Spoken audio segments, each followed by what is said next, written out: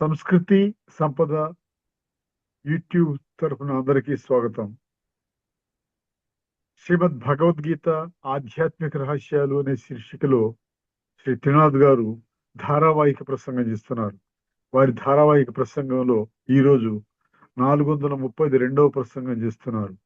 శ్రీ త్రినాథ్ గారికి స్వాగతం. నమస్కారం అండి. ఓం శాంతి. శ్రీమద్ భగవద్గీత ఆధ్యాత్మిక రహస్యాలు ఈ కార్యక్రమాన్ని వీక్షిస్తున్నటువంటి సోదర సోదరిమణులందరికీ కూడా హార్దిక స్వాగతం, సుస్వాగతం, నమస్సుమాంజలి. ధార్మికము, ఆధ్యాత్మికము, దీంట్లో మరొక ముఖ్యమైన విషయాన్ని మీ దృష్టికి తీసుకొని వస్తున్నాను. కేవలం మీరు చేయవలసిందల్లా బుద్ధినేత్రాన్ని తెరుచుకోవాలండి. అంధవిశ్వాసంతో మీరు ఎన్ని వందల వేల ఎపిసోడ్స్ ఇవన్నీ విన్నా కూడా దానివల్ల ఉపయోగం లేదు. భగవంతుడే ఆధ్యాత్మిక కోణములో మనకి చెబుతూ బుద్ధినేత్రాన్ని తెరుచుకోండి అంటున్నాడు. బుద్ధినేత్రాన్ని తెరుచుకునే విధానం కూడా చెప్తున్నాడు. ఆత్మనేత్రము అర్థమైందండి. ఆత్మజ్యోతి వెలిగించుకుంటేనే ఆత్మ సూక్ష్మము, మనసు, బుద్ధి, సంస్కారాలు ఇవి కూడా సూక్ష్మము. ఈ సూక్ష్మ శక్తులని మనము జాగృతి పరుచుకోలేకపోవటం వల్ల వచ్చినటువంటి సమస్య. ఎందుకు? 100% నేను స్థూలము అనుకుంటున్నాను, నేను దేహం అనుకుంటున్నాం. అర్థమైందండి. ఈ యొక్క చర్మము, మాంసము, రక్తము, ఎముకలతో కూడినటువంటి యొక్క అస్థి పంజరం, ప్రాణమున్న అస్థి పంజరం అన్నమాట. ఇదే నేను అనుకుని జీవితాన్ని గడుపుతున్నాం. అర్థమైందండి.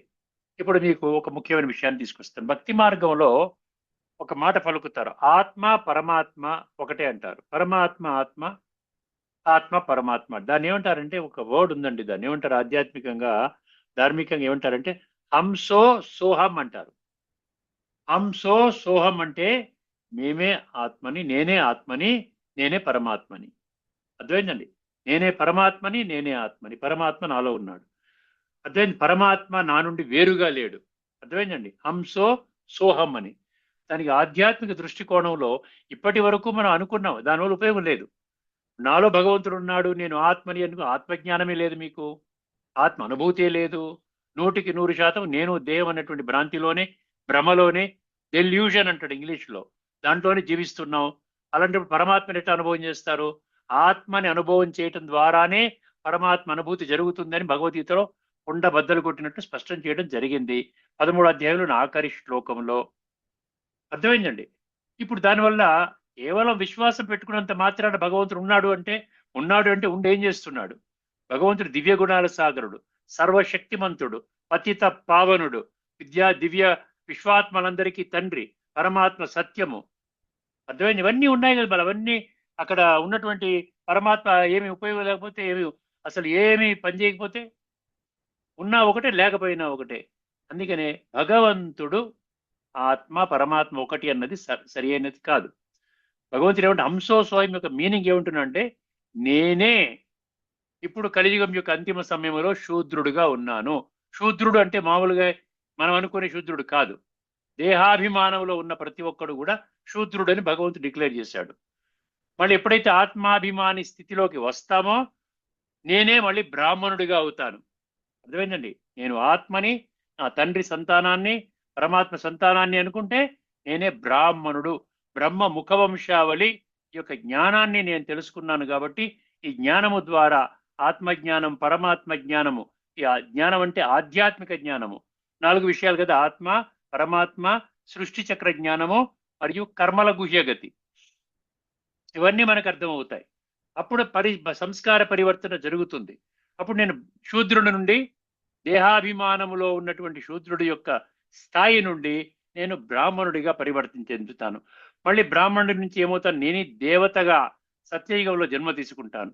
సత్యయుగంలో మళ్ళీ త్రేతాయుగంలో నేను క్షత్రియుడిగా వస్తాను. తర్వాత మళ్ళీ నేను వైశ్యుడిగా ద్వాపరయుగంలో వస్తాను. సో ఈ విధంగా వర్ణాల ప్రకారంగా తీసుకున్నట్లయితే చిట్ట చివరి ఇప్పుడు తెలుసుకోకపోతే దేహాభిమానంలో ఉన్నవాడు శూద్రుడు, ఆత్మాభిమాని స్థితిలోకి వచ్చేటువంటి అర్జునుడు అనేవాడు బ్రాహ్మణుడు. తర్వాత వారే దేవీ దేవతలు. అక్కడ సత్యత్రేతాయుగంలో అక్కడ సత్యయుగంలో దేవీ దేవతలు అంటారు, దేవతా ధర్మము. తర్వాత త్రేతాయుగంలో క్షత్రియ ధర్మము, అంటే దేవతా ధర్మము, క్షత్రియ ధర్మము, బ్రాహ్మణ ధర్మము. ఈ 3 ధర్మాలు భగవంతుడు స్థాపన చేస్తున్నాడు. బ్రాహ్మణ ధర్మము, దేవతా ధర్మము, క్షత్రియ ధర్మము. తర్వాత మళ్ళీ ద్వాపర యుగంలో కర్మలు చేసుకోవడం మొదలు పెడతాం పొట్ట పోషించుకోవడానికి. అర్థమైంది? ఎందుకంటే సత్యత్రేతాయుగాల్లో అన్ని సమృద్ధిగా ఉంటాయి, అక్కడ ఉద్యోగాలు వ్యాపారాలు ఇవి ఉండవు. అందుకని ఇక్కడ ఏమన్నాడు? వైశ్యులు అన్నాడు, వైశ్య ధర్మం. తర్వాత మళ్ళీ వైశ్యవర్ణం, తర్వాత మళ్ళీ శూద్రవర్ణము కలియుగంలో. అదే ఇది ఇది హంసోత్సవం యొక్క అర్థాన్ని స్పష్టంగా భగవంతుడు చెప్తున్నాడు. హంసోత్సవం అంటే నేనే ఆత్మని, నేనే పరమాత్మని అనే విషయము కరెక్ట్ కాదని భగవంతుడు స్పష్టంగా మనకు తెలియచేస్తున్నారు. ఈ విషయం మనకు ఆధ్యాత్మిక దృష్టికోణంలో మనము అర్థం చేసుకున్నప్పుడే ఆ స్పష్టత మనకు వస్తుంది, లేకపోతే అజ్ఞానంలోనే ఉంటాం. ఓకే, ఇప్పుడు యక్ష ప్రశ్న అండి. యక్ష ప్రశ్న.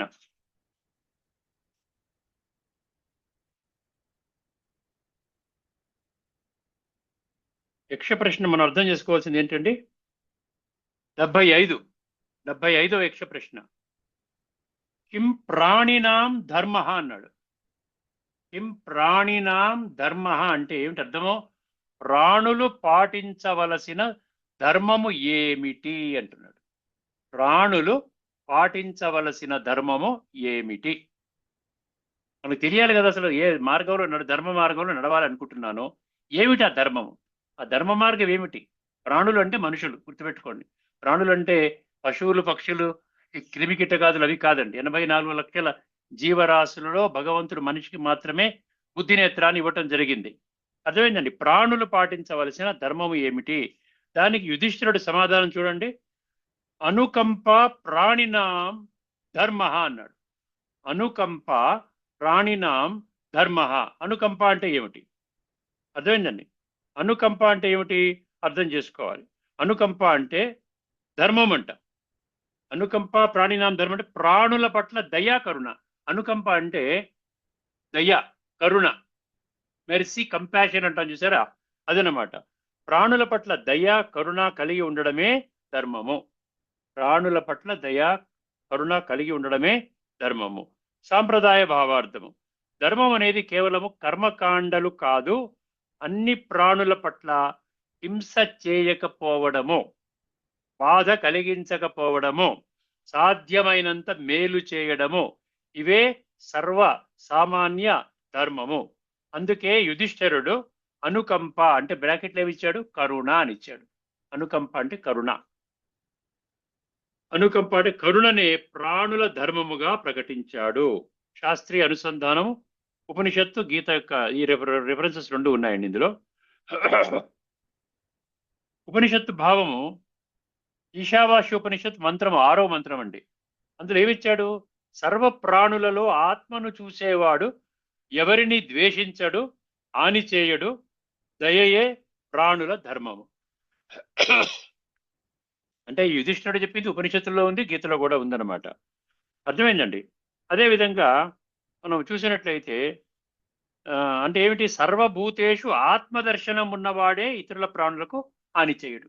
నేను ఆత్మని అనుకున్నప్పుడు ఆ డివినిటీని మనం అనుభవం చేస్తాం. ఎప్పుడైతే డివినిటీని మనం అనుభవం చేస్తామో అప్పుడు మనకేమవుతుంది? డివినిటీని అనుభవం చేసినప్పుడు మనకి ఏమవుతుందండి?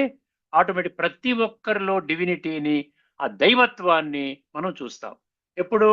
నాలో ఉన్నటువంటి దైవత్వాన్ని ఎప్పుడైతే నేను చూసుకుంటానో అప్పుడు ఇతరులలో కూడా ఆ దైవత్వాన్ని నేను చూస్తాను. అదనమాట.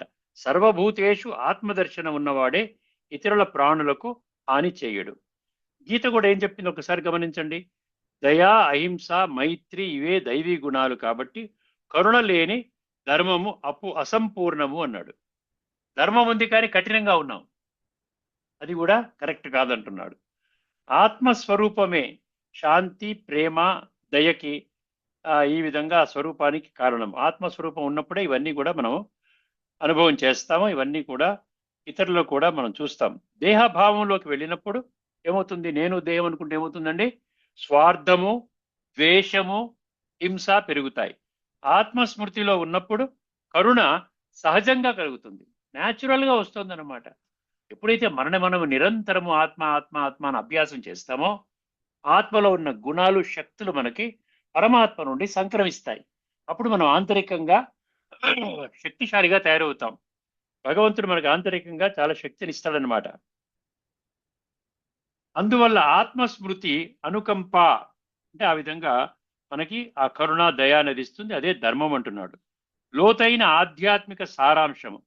ధర్మము నియమాల జాబితా కాదు. ధర్మము హృదయ స్థితి. ఇతర ప్రాణుల పట్ల దయగా స్పందించే స్వభావమే నిజమైన ధర్మము.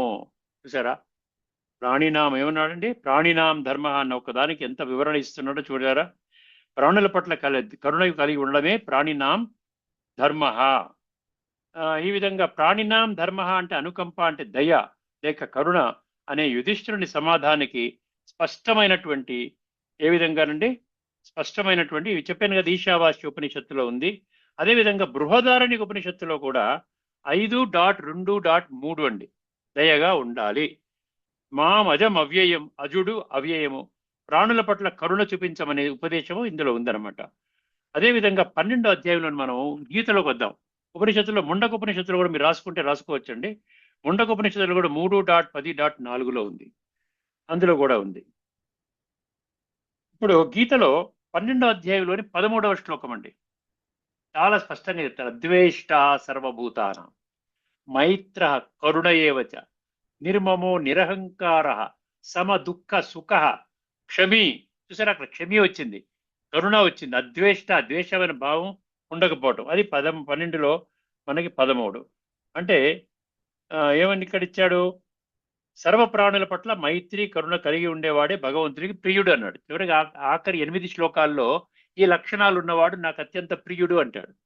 అదేవిధంగా 16వ అధ్యాయంలోని 2వ శ్లోకము అహింసా సత్యం అక్రోధ త్యాగ శాంతి అపైషునం దయాభూతేష్వలోలుప్తం అంటాడు. అక్కడ దయాభూతేషు అంటే సర్వ ప్రాణుల పట్ల మీకు దయ కరుణ ఇవన్నీ ఉండాలి అంటున్నాడు. అర్థమైందండి, అదనమాట. తర్వాత 13:27లో కూడా అందరి పట్ల సమాన భావం ఉండాలి అంటాడు. సర్వత్ర సమపశ్యతి సమం పశ్యతి సర్వత్రా అన్నాడు. అంటే సర్వత్ర సమాన దర్శనం ఉన్నవాడు. ఇలాగా మనకి భగవద్గీతలోను దాంట్లో కూడా ఏం చెప్పాడు? ప్రాణినాం ధర్మము అంటే మీరేం చేయాలండి? మీ యొక్క ప్రతి ఒక్క ఆత్మ పట్ల మీకు దయ కరుణ జాలి సహాయం చేసేటువంటి బుద్ధి ఇవన్నీ ఉండాలి. అంటే మీరు ఆత్మిక స్థితిని అలవరుచుకోవాలి. నేను దేహం అన్న భ్రాంతిలో మీరు ఆ దయని చూపించలేరు. అదనమాట విషయం. ఇప్పుడు మనం ఏం చేద్దామంటే 9వ అధ్యాయంలోని 11వ శ్లోకం అండి, గీత లాస్ట్ అంశము గీత 9వ అధ్యాయంలోని 11వ శ్లోకము. ఇక్కడ మూఢ అన్న పదం ఉందండి. భగవంతుడు ఏమంటున్నాడంటే, మూఢుడు నా యొక్క వాస్తవిక స్వరూపాన్ని గ్రహించలేడు.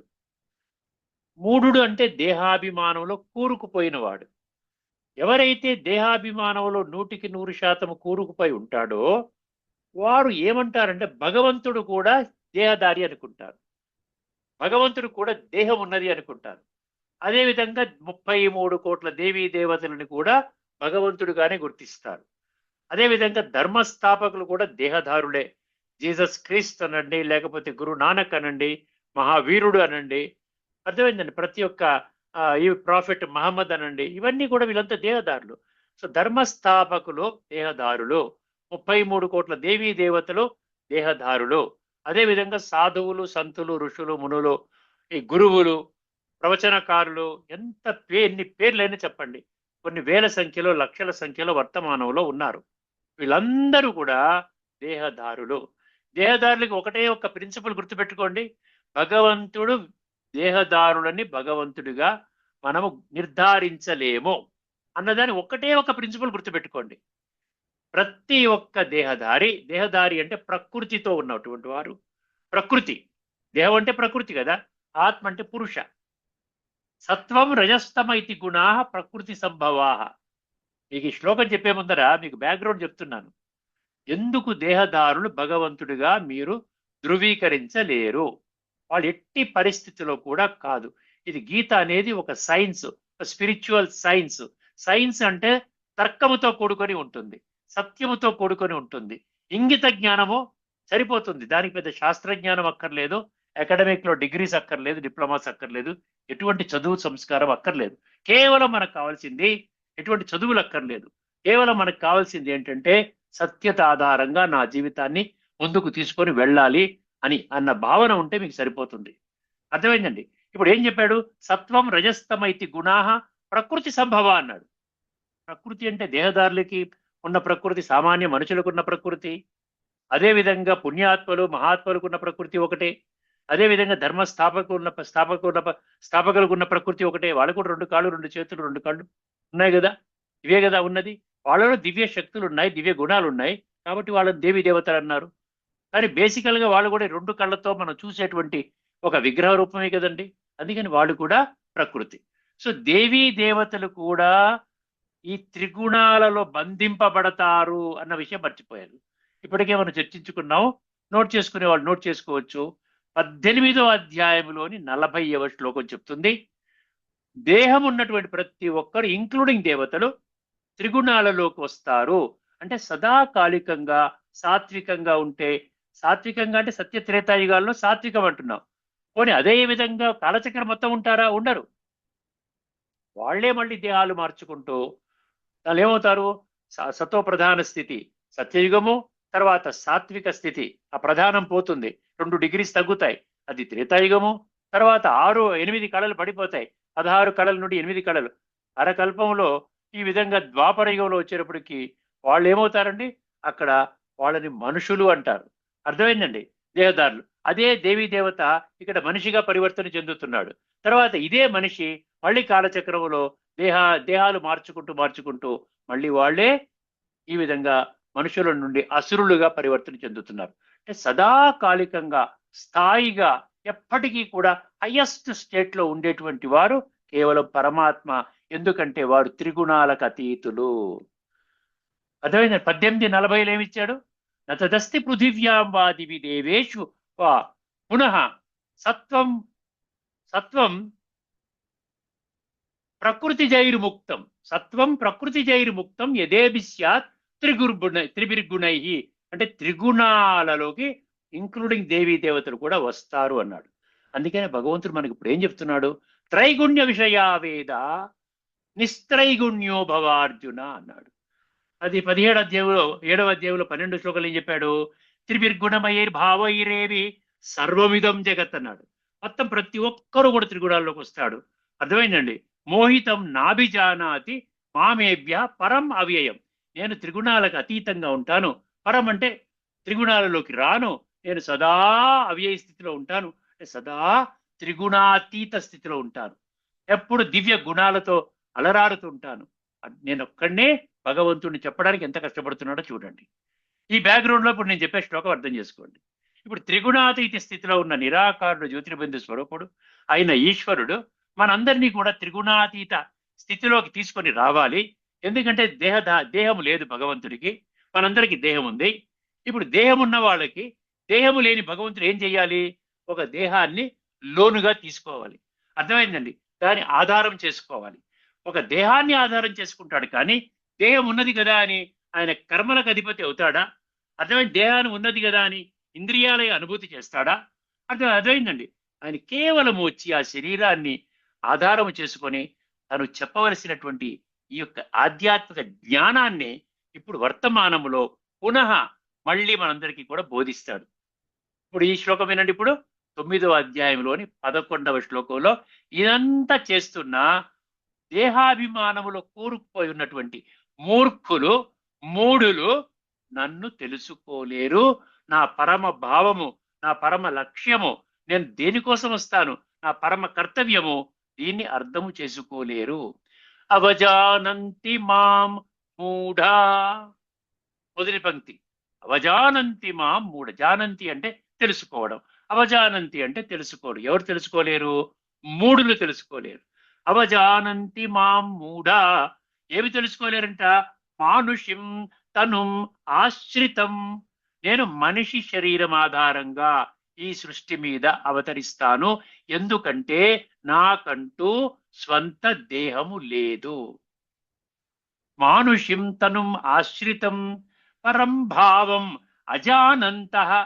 పరమ భావము, ఉత్కృష్టమైనటువంటి భావము, సర్వోన్నతమైనటువంటి కర్తవ్యము, ప్రపంచంలో ఎవ్వరూ చేయలేనటువంటి కర్తవ్యము 33 కోట్ల దేవీ దేవతలు చేయలేదు, ధర్మ స్థాపకులు చేయలేదు. ఈ విధంగా సాధువులు, సంతులు, ఋషులు, మునులు, మహామండలేశ్వరులు, జగద్గురువులు, పీఠాధిపతులు మొదలైనటువంటి విశిష్ట వ్యక్తులు చేయలేదు. పుణ్యాత్ములు మహాత్ములు చేయలేదు. అర్థమైంది. అందుకని నేను వచ్చి ఏం చేస్తాను, ఈ యొక్క సృష్టి పరివర్తన కర్తవ్యాన్ని నిర్వహిస్తాను. పరంభావము, పరమ లక్ష్యము. అదేవిధంగా ఈ 9వ అధ్యాయంలో ఇంకొకటి, 7వ అధ్యాయం 21లో అవ్యక్తం వ్యక్తిమాపన్నం మన్యంతే మాం అబుద్ధయ మనం చర్చించుకున్నాం. అక్కడ కూడా పరంభావం అజానంతో అన్నాడు. పరమ లక్ష్యము. భగవంతుడు ఎందుకు వస్తాడు? ఊరికినే వస్తాడో చెప్పండి? పరంభావ అజానంత. అర్థమైందండి? పరంభావ అజానంత మమ భూత మహేశ్వరం అంటాడు. అక్కడ మమ అవ్యయం, మన ఉత్తమం అంటాడు. మమ భూత మహేశ్వరం అంటే, భూత అంటే ఈ భూమండలంపై ఉన్నటువంటి 850 కోట్ల మనుషులు. అర్థమైందండి? వాళ్ళ మీద నేను ఆధిపత్యం చెలాయించేవాడిని నేను ఒక్కడినే. ఈశ్వర అంటే శాసకుడు. అర్థమైందండి? మనందరినీ కూడా ఏ విధంగా మీరు పాటించండి, నా మాట వినండి, నేను మీ తండ్రిని, మీ యొక్క గురువుని, మీ టీచర్ని అని చెప్తున్నాడు కదా. ఆ విధంగా భగవంతుడు సృష్టి మీద అవతరించి తన యొక్క దివ్య కర్తవ్యాన్ని నిర్వహించడం కోసం ఒక దేహాన్ని ఆధారంగా చేసుకుని, ఇప్పుడు కలియుగం యొక్క అంతిమ సమయము, కృతయుగం యొక్క ఆరంభ సమయము, సంధి సమయములో పరమాత్మ స్వయముగా వచ్చి కర్తవ్యాన్ని చేస్తుంటే మూఢులు తెలుసుకోలేరు. మూఢులు అంటే దేహభ్రాంతిలో ఉన్నటువంటి వాళ్ళు తెలుసుకోలేరు అంటున్నాడు. అవజానంతి మాం మూఢ మానుషిం తనుం ఆశ్రితం పరం భావం అజానంత మమ భూత మహేశ్వరం. ఇలాగే మూఢ అన్న పదము చాలా శ్లోకాల్లో ఉందండి. మచ్చుకి 1-2 శ్లోకాల్లో మనం పరిశీలించినట్లయితే 10వ అధ్యాయం 3వ శ్లోకం, యో మాం అజం అనాదించ, యో మాం అజం అనాదించ. అజం అంటే ఏంటి? జన్మరహితుణ్ణి. జన్మ లేదు అంటే నాకు మరణము కూడా లేదు. గీతలో 2వ అధ్యాయం 27వ శ్లోకంలో ఏం చెప్పాడు? జన్మ ఉన్నవాడు మరణిస్తాడు. జాతస్య హిధ్రువో మృత్యు. అర్థమైందండి? జాతస్య హిధ్రువో మృత్యు ధ్రువం జన్మ మృతస్య చ. ఈ విధంగా జన్మనే నాకు లేదు కాబట్టి, నాకు మరణం లేదు కాబట్టి అనాదించ, ఎప్పటికీ ఉంటాను. అనాది పురుషుడు పరమాత్మ ఎప్పటికీ ఉంటాడు. అర్థమైందండి? యోమామజం అనాదించ వేత్తి లోకమహేశ్వరం అన్నాడు. ఇక్కడ మనం ఏదో ఒక హిందూ ధర్మ గ్రంథం అనుకుంటాం. ఇక్కడ ఏమన్నా ఒక ధర్మానికి చెందిన ఈశ్వరున్నా, ఒక దేశానికి చెందిన ఈశ్వరున్నా, ఒక భాషకి ప్రాంతానికి చెందిన ఈశ్వరున్నా, ఒక జాతికి చెందిన ఈశ్వరున్నా అన్నాడు. ఏమన్నాడు? వేత్తి లోకమహేశ్వరం. లోకం అంటే 850 కోట్ల మనుషులకి నేను ఒక్కడనే శాసకుడిని, ఈశ్వరుడిని. పితాహమస్య జగత, నేనే తండ్రిని అన్నాడు. అర్థమైందండి? వేత్తి లోకమహేశ్వర. కానీ ఎవరు తెలుసుకుంటారు ఇది? అర్థమైందండి? అసమ్మూఢ అన్నాడు అక్కడ. మూఢత్వాన్ని విడిచిపెట్టిన వాడు మాత్రమే నన్ను తెలుసుకుంటాడు. అసమ్మూఢ సమర్థ్యేషు. సమర్థ్యేషు అంటే సమస్త మానవ కోటి, మానవ జాతి, అంటే మానవాళి, అంటే 850 కోట్ల మనుషులలో ఎవరైతే మూఢత్వాన్ని, ఎవరైతే ఆత్మతత్వాన్ని తెలుసుకుంటారో, దేహభ్రాంతిని విడిచిపెడతారో, సర్వ పాప వాళ్ళు తెలుసుకుని పరమాత్మ మార్గంలో నడుస్తూ వాళ్ళు ఏం చేస్తారు? వాళ్ళు ఆ విధంగా పరమాత్మని తెలుసుకుంటారు. సర్వ పాపై ప్రముచ్యతే. ఇప్పటిదాకా జన్మజన్మలుగా చేసినటువంటి పాపకర్మల యొక్క ఫలితముగా ఆత్మలో నిక్షిప్తము కాబడినటువంటి తమో ప్రధాన సంస్కారాలని పరిష్కారం అంటే పరివర్తన చేసుకునే పనిలో పడతారు. యో మామేవం అసమ్మూఢ జానాతి పురుషోత్తమం అన్నాడు. అక్కడ అసమ్మూఢో అన్నాడు. చూసారా? ఇక్కడ మూఢ అసమ్మూఢ. అసమ్మూఢ అంటే మూఢత్వాన్ని సమూలంగా విడిచిపెట్టినవాడు. నేను ఆత్మని, దేహము నాది అన్నటువంటి సత్యాన్ని గుర్తించినటువంటి వాడు. యో మామేవ అసమ్మూఢ జానాతి పురుషోత్తమం సర్వవిద్ భజతి మాం సర్వభావేన భారత అన్నాడు 15వ అధ్యాయంలో 18వ శ్లోకం. సర్వభావేన భారత ఏమంటే యో మామేవ అసమ్మూఢో జానాతి పురుషోత్తమం సర్వవిద్ భజతి. సర్వవిద్ భజతి మాం సర్వభావేన భారత అంటే సర్వభావాలతో పూర్తిగా బుద్ధినేత్రాన్ని తెరుచుకొని పరమాత్మ మీద బలిహారం అయ్యేటువంటి బుద్ధితో ఆ విధంగా భజన చేస్తాడు, అంటే ప్రాప్తి చేసుకుంటాడు, పరమాత్మతో యోగం చేస్తాడు.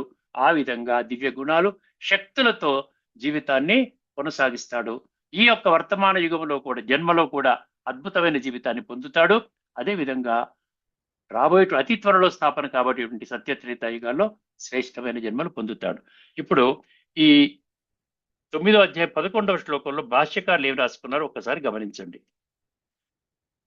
భాష్యకారులు వాళ్ళకి పరిపూర్ణ జ్ఞానం లేదు, వాళ్ళు అర్థం చేసుకున్న లెవెల్లోనే చేసుకున్నారు. మరి ఇప్పుడు మనం ఆధ్యాత్మిక రహస్యాలు దేని ఆధారంగా, పరమాత్మ ఈ సృష్టి మీద అవతరించి ఈ యొక్క జ్ఞానాన్ని మనందరికీ కూడా పునః మనందరికీ చెప్తున్నాడు. ఆ యొక్క చెప్పిన విషయాలు తెలుసుకుని దాని ఆధారంగా మీకు విశ్లేషణ చేస్తున్నాం. ఇప్పుడు చూడండి, అవజానంతి మా మూఢ ఏమన్నాడు? నా పరమ భావమును ఎరుగని మూఢులు, నా పరమ భావమును ఎరుగని మూఢులు సర్వ ప్రాణులకును మహేశ్వరుడను, సర్వ ప్రాణులకును మహేశ్వరుడను ప్రభువును అయిన నన్ను లోక కళ్యాణమునకై అవతారములు ఎత్తిన కారణము.